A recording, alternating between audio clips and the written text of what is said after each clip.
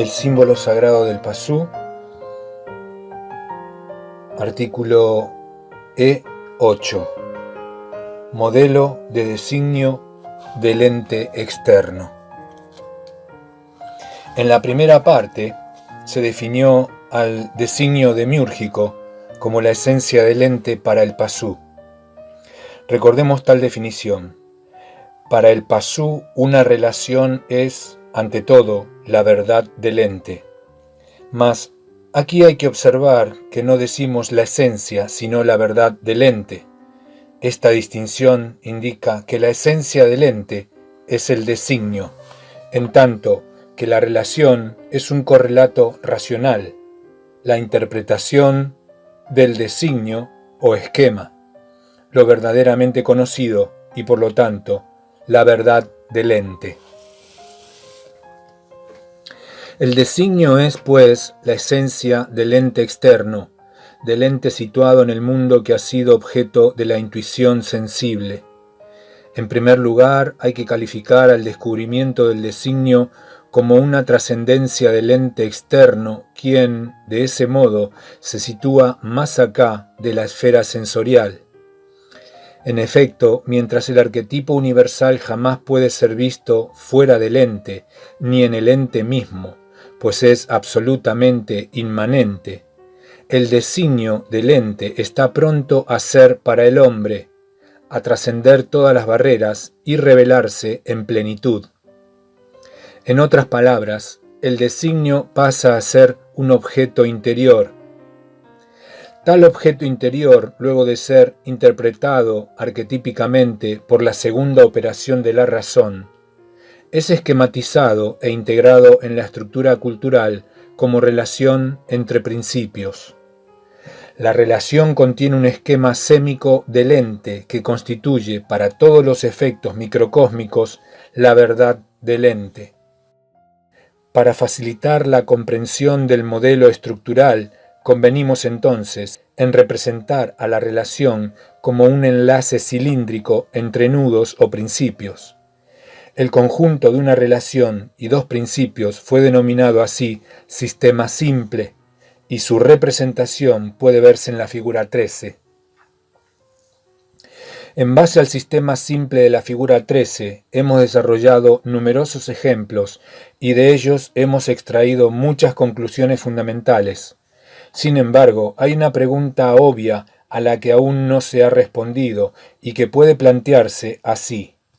Si la relación del sistema simple de la figura 13 representa a la verdad del ente mediante un esquema sémico del designio o esencia del ente, ¿cómo es tal designio en el marco de las pautas analógicas del modelo estructural? Más claramente, ¿cómo sería un designio analógico tal que su interpretación racional diese lugar al sistema simple de la figura 13? Respuesta. A esta respuesta hay que denominarla postulado esencial del modelo estructural. El postulado esencial dice: a una esfera óntica corresponde un enlace cilíndrico en la estructura cultural. A una serie de esferas concéntricas superpuestas de mayor a menor como esencia de un ente externo corresponde un haz de planos rectangulares que se intersectan en el eje del enlace cilíndrico como verdad del ente en la estructura cultural. El modelo de designio, cuya interpretación racional corresponde al enlace cilíndrico de la figura 13, es pues un cuerpo compuesto. Lo integran una serie de esferas concéntricas, superpuestas de mayor a menor como las capas de una cebolla. El postulado esencial nos asegura que el enlace cilíndrico de la figura 13 consiste en un haz de planos axiales, cada uno de los cuales tiene un lado de largo igual a su extensión y un lado de ancho igual al diámetro de su extremo circular. Cada plano axial corresponde analógicamente a una esfera del modelo del designio, y cada uno de ellos se intersecta en su mitad con todos los restantes planos, en una línea que pasa por el eje del enlace cilíndrico. Dicho eje es el punto más profundo del núcleo axial de connotación. En la figura 46 se ha simbolizado el postulado esencial para facilitar su comprensión. A la izquierda de la figura, en la región B del macrocosmos, ver figura 39, se ha representado el designio del ente externo como una esfera estratiforme.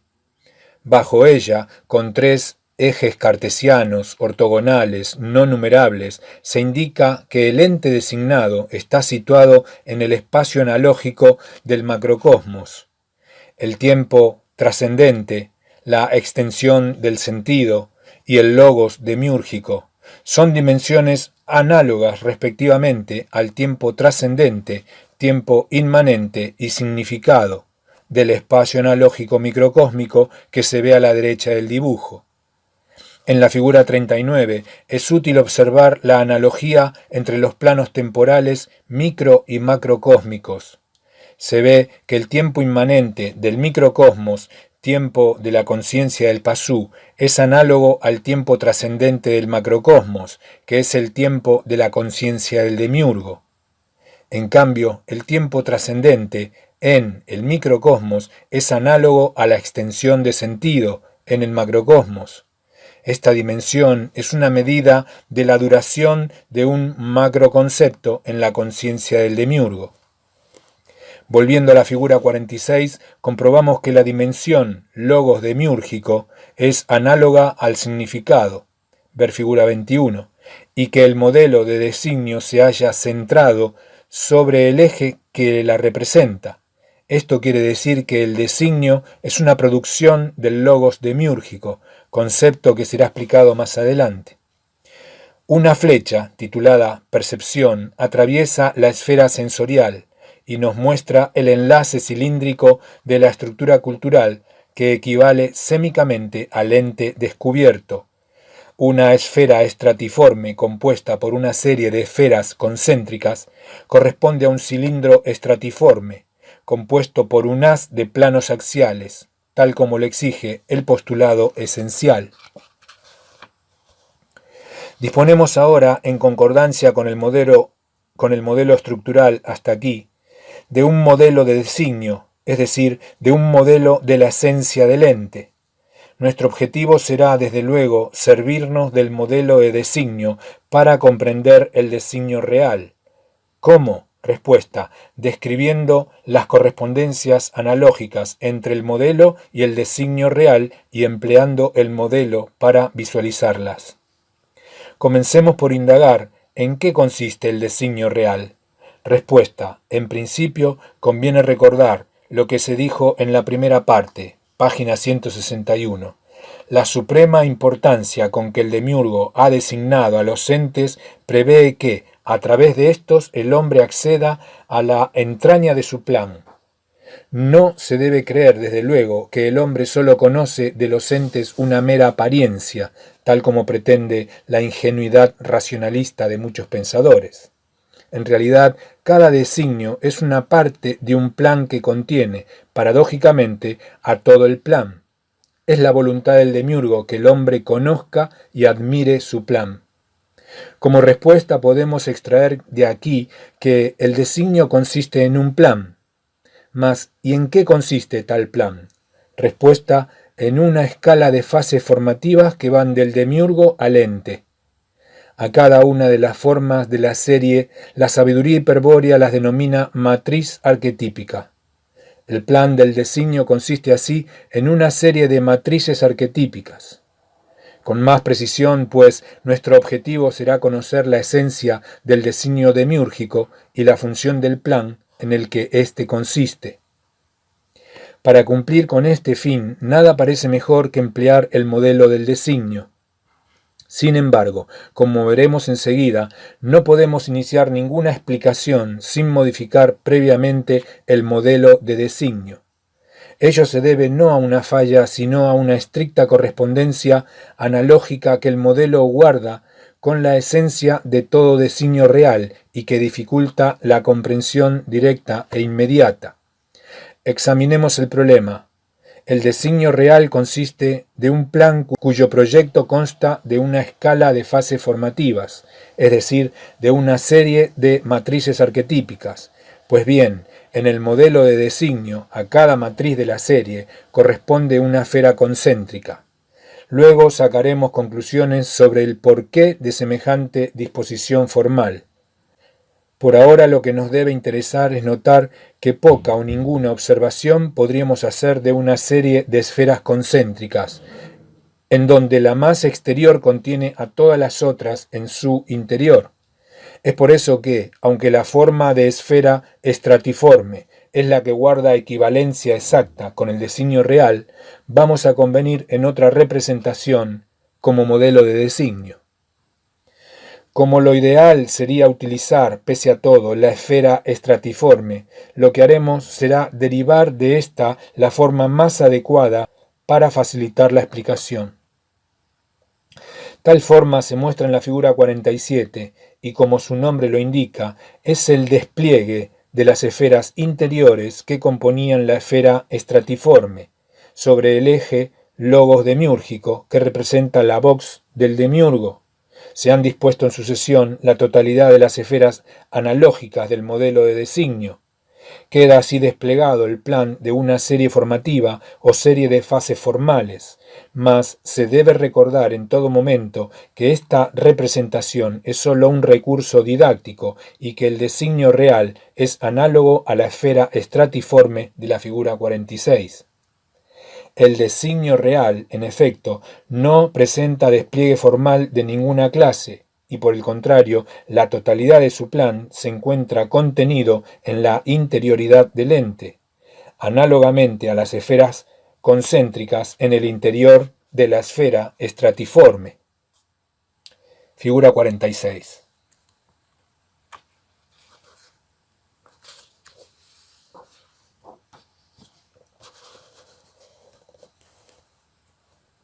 Figura 47.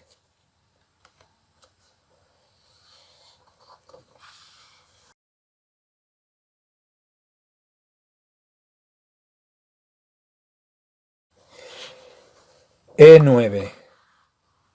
El ser para el hombre del ente externo. Con la ayuda del modelo de designio desplegado que hemos definido, vamos a explicar el designio real de los entes. Regresemos para ello a la figura 45 y al ejemplo de los 5 perros.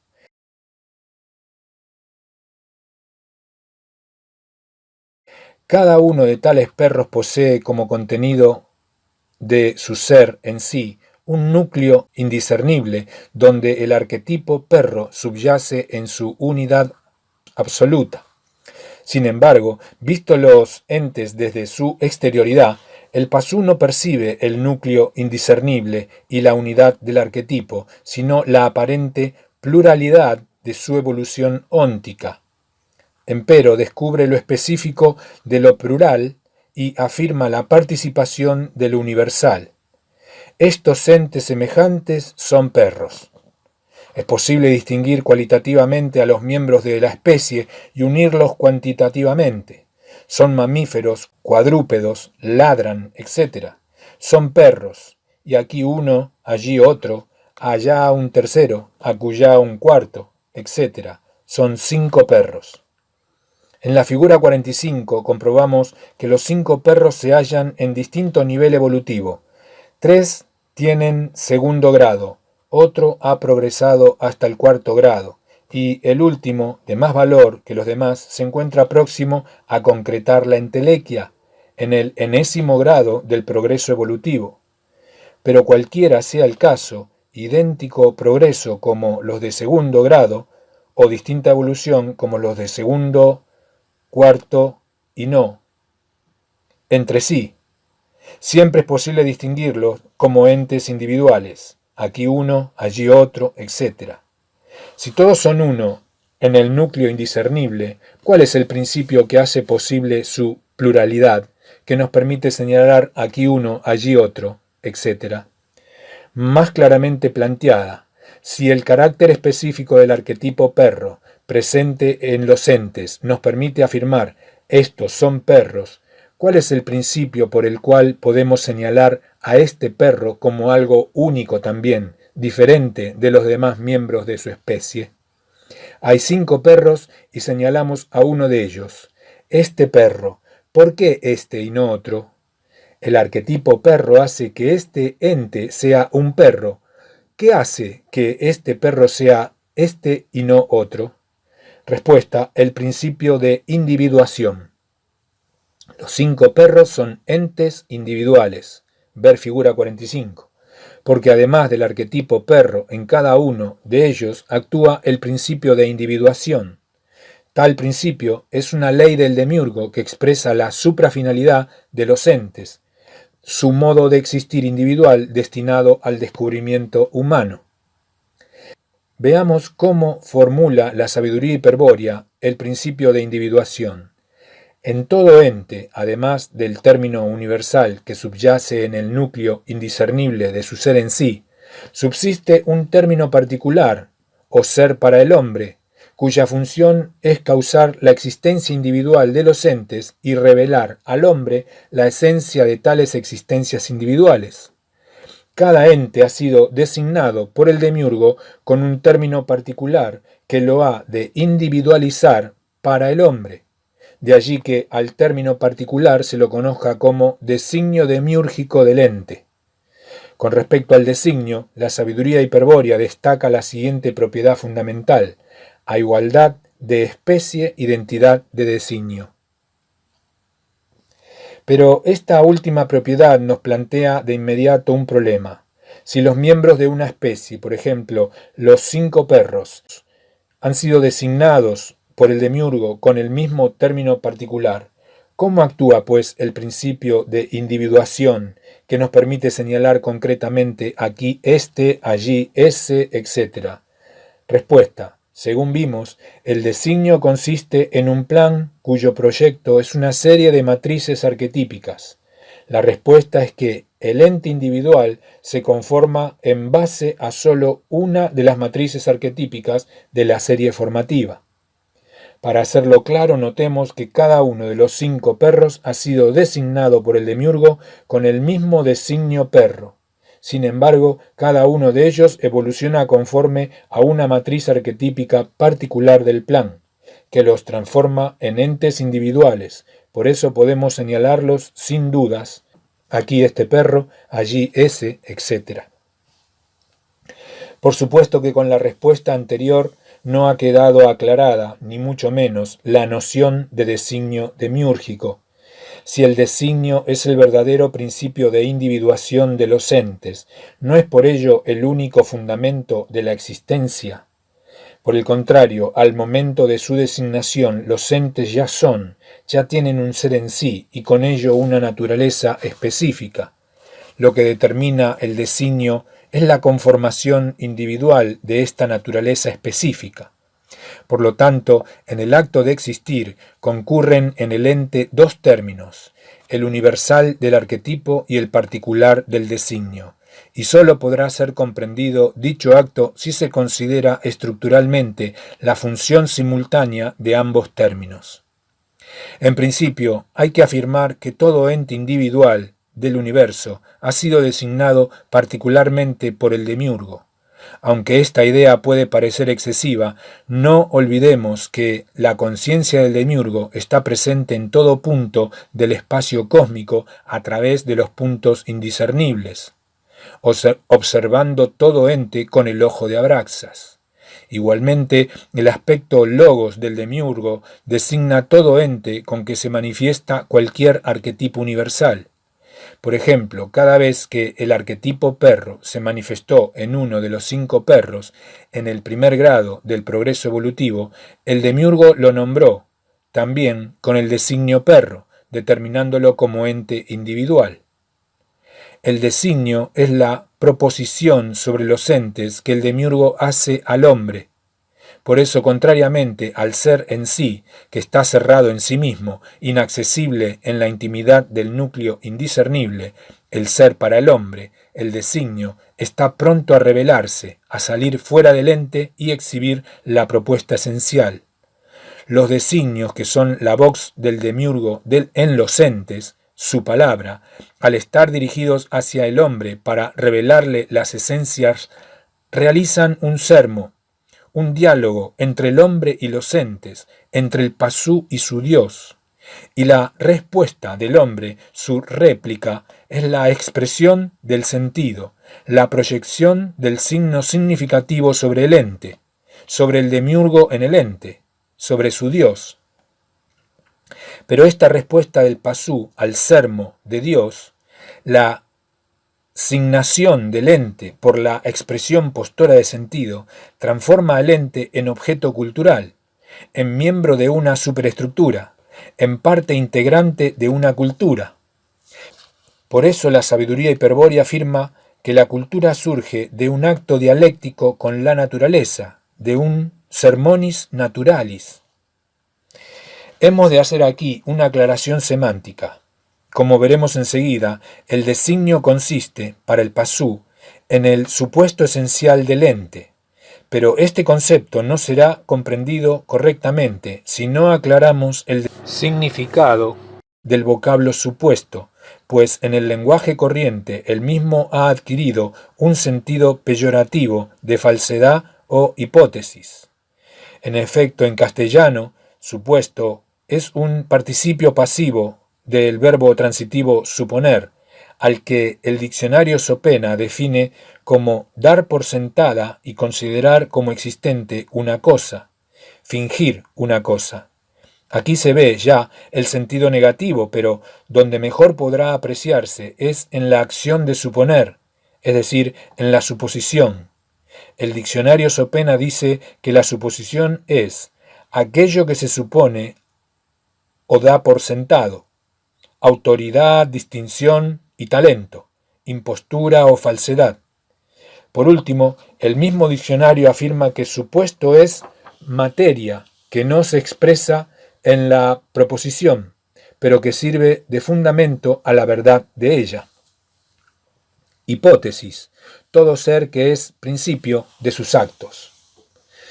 Para aclarar la confusión de significados debemos acudir a las raíces latinas y señalar que el supuesto al que alude la sabiduría hiperbórea es el suppositum, del verbo transitivo suponno, que significa poner debajo. En nuestro caso, el suppositum es el designio, supuesto en el ente por el demiurgo como aquella determinación ontológica esencial que se une a la naturaleza del ente, es decir, a la determinación ontológica del arquetipo universal, para formalizar su individualidad específica. Es evidente que el suppositum del designio en el ente es un supuesto real, una condición esencial de la facticidad del ente, y no una mera hipótesis. Sin embargo, el vocablo siempre aparecerá sospechoso de irrealidad o falsedad por su connotación de suposición o suppositio, es decir, de hipótesis nominal. Es imprescindible, pues, evitar la confusión, y como no queremos prescindir del concepto de suppositum, el camino inevitable parece ser la definición de un neologismo sinónimo, un vocablo que denote el antiguo significado de poner debajo, pero que no connote que tal hecho es una suposición. Quien reúne sin dudas esas propiedades es el término supuesto, que emplearemos en adelante como sinónimo de suppositum. Pues bien, el designio ha sido propuesto por el demiurgo como ser para el hombre del ente, y con esa suprafinalidad lo supone en el ente para que determine su existencia individual de acuerdo al principio de individuación. Pero el designio es una vox que consiste en una serie de matrices arquetípicas. Lo que efectivamente actúa en la conformación individual es una matriz arquetípica de la serie formativa. Esa unidad matriz activa es el supuesto esencial del ente. Las restantes matrices se denominan virtuales y son quienes determinan las formas accidentales del ente, es decir, las propiedades no esenciales que podría obtener o perder durante su existencia. Sin embargo, en el designio propuesto en un ente, subsisten tanto la matriz esencial supuesta como la totalidad de las matrices virtuales que completan la serie formativa, que va desde el demiurgo al ente. De allí la analogía que mantiene el designio con la esfera estratiforme, según el postulado esencial. En el ente, en todo instante, subsisten la totalidad de las matrices arquetípicas que integran el designio, análogamente a como en la esfera estratiforme en todo instante están presentes todas las esferas concéntricas de la serie.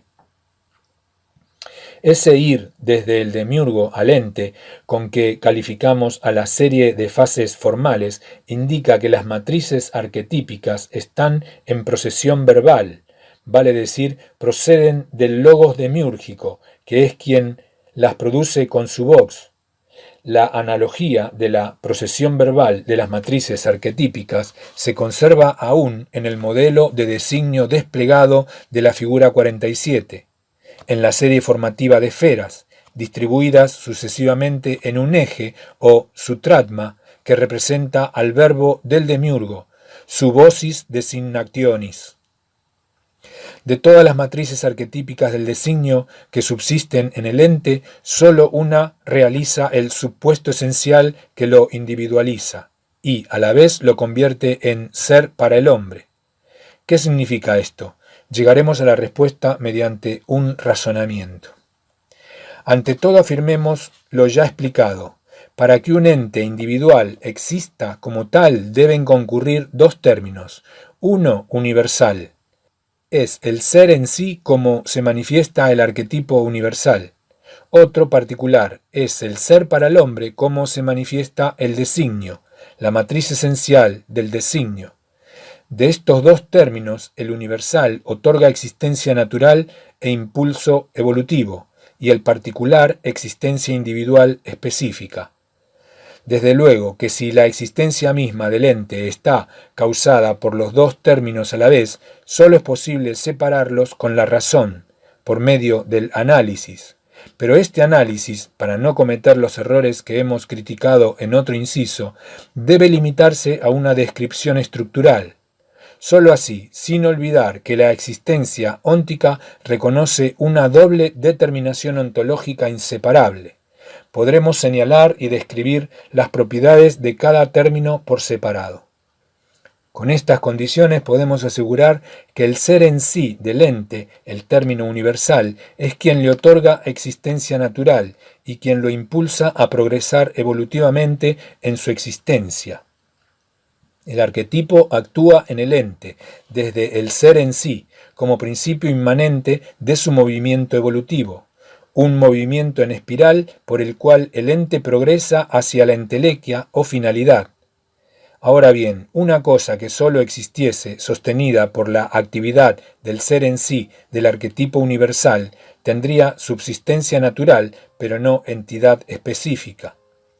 Por ejemplo, la actividad evolutiva del arquetipo perro de la figura 45, en lo que únicamente a él respecta, sólo conseguiría manifestarse en sustancias de inequívoca naturaleza canina, pero carentes de entidad específica.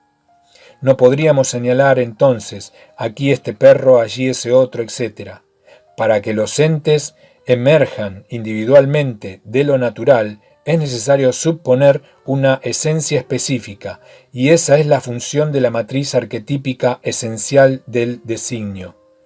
Es así que las 5 manifestaciones sustanciales del arquetipo perro, todas de idéntica naturaleza, se transforman en entes individuales, en perros, individuo y especie, por estar supuesta la matriz esencial del designio perro, distinta en cada ente.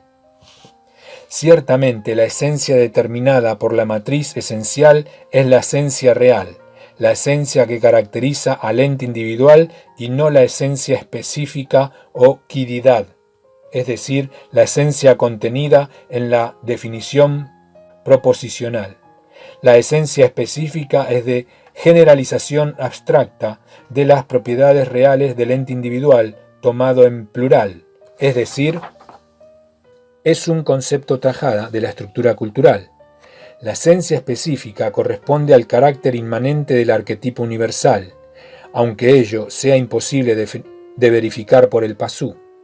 La esencia de la matriz esencial, por el contrario, es quien realmente determina la existencia óntica y quien efectivamente trasciende lo óntico para revelarse al hombre. Esta esencia del ente individual es puramente singular y por lo tanto es a priori de la especie y el género, que sólo pueden determinarse a partir de la pluralidad, pero su apropiedad es fáctica, mientras que la a posterioridad de la especie y el género es meramente ideal. Un concepto de esencia específica construido en base a propiedades percibidas en entes individuales concretos es el límite de la certidumbre racional que el viria despierto jamás se permitirá traspasar. Ver E3. Lo próximo, artículo E10, estudio analógico de un ente concreto. Hasta pronto.